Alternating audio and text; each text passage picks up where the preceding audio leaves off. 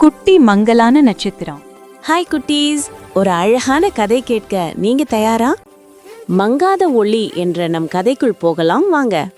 இந்த கதையில் சிந்து, கிட்டுமுயல், பாபு, டெடிபியர் மூவரும் எப்படி நட்பினால் ஒரு பெரிய சவாலை சந்தித்தார்கள் என்று பார்ப்போம். வானத்தில் கோடிக்கணக்கான நட்சத்திரங்கள் பிரகாசமாக ஜொலிக்கும். ஆனால் குட்டி நட்சத்திரம் சிந்து ஏன் மங்கலாக இருந்தது? அதுக்கு முன்னாடி நீங்க மறக்காம நம்ம தி சுட்கி வேர்ல்ட் சேனலை இப்போதே ஷேர் பண்ணி சப்ஸ்கிரைப் பண்ணிடுங்க. வானத்தில் கோடிக்கணக்கான நட்சத்திரங்கள், ஒவ்வொரு நட்சத்திரமும் பிரகாசமாக ஜொலிக்கும்.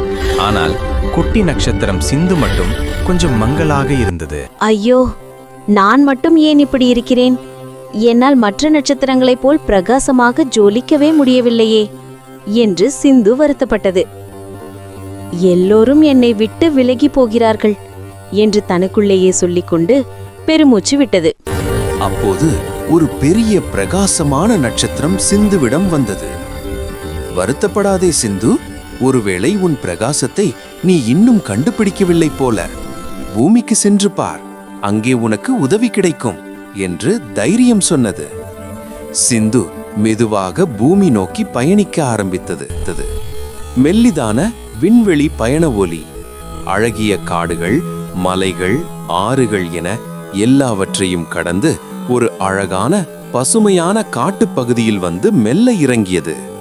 அங்கே அது ஒரு சிறிய பளபளக்கும் கல் போல காட்சியளித்தது. அடர்ந்த காட்டில் கிட்டுமுயல் ரொம்ப பயத்தில் இருந்தது. வழியில் வெளிச்சமே இல்லாததால் அது ஒரு கல்லுக்கு பின் ஒளிந்து விட்டது. ஐயோ, இவ்வளவு இருட்டா இருக்கு, என்னால தனியா போகவே முடியாது. என் பரிசு அதுவும் கீழே விழுந்துருச்சு. காட்சியை துரத்தி விளையாடிக் கொண்டிருந்தது. ஹே, இது என்ன பளபளக்குது, புதுசா இருக்கே என்று கிட்டி ஆச்சரியத்துடன் சிந்துவின் அருகே சென்று மெல்ல தட்டி பார்த்தது. சிந்து லேசாக பளபளத்தது. வாவ், நீ ஒரு நட்சத்திரமா? பூமிக்கு எப்படி வந்தாய்? நான் பிரகாசமாக இல்லை, அதனால் என்னை பற்றி தெரிந்து கொள்ள வந்தேன். ஓ, கவலைப்படாதே, நான் உனக்கு உதவுகிறேன். வா, என் நண்பன் பாபுவை சந்திக்கலாம். கிட்டி சிந்துவை அழைத்துக் கொண்டு பெரிய மரத்தடிக்கு சென்றது. அங்கு அன்பான கரடிக்குட்டி பாபு தேன் சாப்பிட்டுக் கொண்டிருந்தான். பாபு, பாபு, பார், இது சிந்து, ஒரு குட்டி நட்சத்திரம். அவளுக்கு கொஞ்சம் உதவி தேவை. ஆஹா, நட்சத்திரமா? வாங்க சிந்து, உனக்கு என்ன வேண்டும்? சிந்து தனது வருத்தத்தை சொன்னது. நான் பிரகாசமாக இல்லை, எல்லோரும் என்னை விட்டு விலகி போகிறார்கள். பிரகாசம் என்பது வெளிச்சம் மட்டுமல்ல சிந்து, நல்ல மனசும் ஒரு பிரகாசம்தான். ஆந்தை அண்ணாவுக்கு எல்லாம் தெரியும். வா, அவரிடம் கேட்கலாம். கிட்டி, பாபு, சிந்து மூவரும் உயரமான மரத்தில் அமர்ந்திருக்கும் புத்திசாலி ஆந்தை அண்ணாவை சந்திக்க சென்றார்கள். என்ன குட்டீஸ், என்ன விஷயம்? கிட்டி சிந்துவின் கதையே சொன்னது. சிந்து, நீ பிரகாசமாக இல்லாததால் வருத்தப்படுகிறாய். ஆனால் எல்லோருக்கும் ஒரு தனிச்சிறப்பு இருக்கும். நீ உன்னை இன்னும் கண்டுபிடிக்கவில்லை. ஒருவேளை உன் பிரகாசம் வெளியில் இல்லை, உள்ளே இருக்கிறதோ? உள்ளையா? எனக்கு புரியவில்லையே. சிந்து யோசித்தது. கிட்டியும் பாபுவும் சிந்துவை உற்சாகப்படுத்த விளையாடினார்கள்.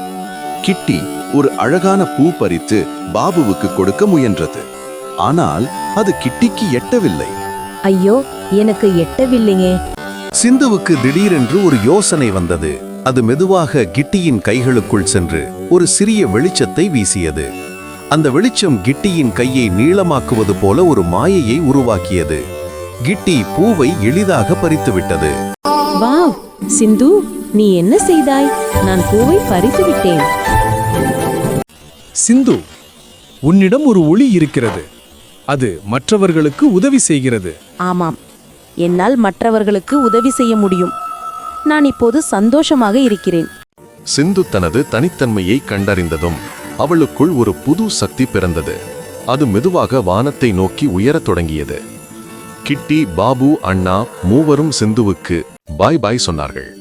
போய் வா சிந்து, நீ பிரகாசமான நட்சத்திரம், எங்களுக்கு உதவி செய்த நல்ல நட்சத்திரம். சிந்து வானத்திற்கு சென்று மற்ற நட்சத்திரங்களுக்கு நடுவே நின்றது.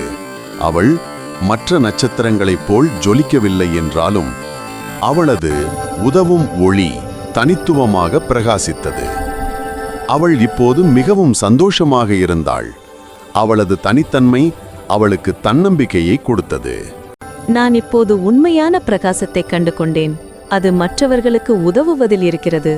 குழந்தைகளே, எல்லோரும் வித்தியாசமானவர்கள். நம்முடைய தனித்துவமே நமது உண்மையான பலம்.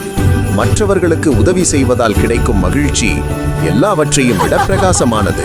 அடுத்த வாரம் நாங்க 3 பேரும் சேர்ந்து வேற ஒரு சூப்பரான சாகச கதையோட உங்களை பார்க்க வருவோம். அதுக்கு முன்னாடி நீங்க மறக்காம நம்ம த சுட்கி வேர்ல்ட் சேனலை இப்போதே ஷேர் பண்ணி சப்ஸ்கிரைப் பண்ணிடுங்க. அடுத்த கதையில சீக்கிரமா சந்திப்போம். டாடா.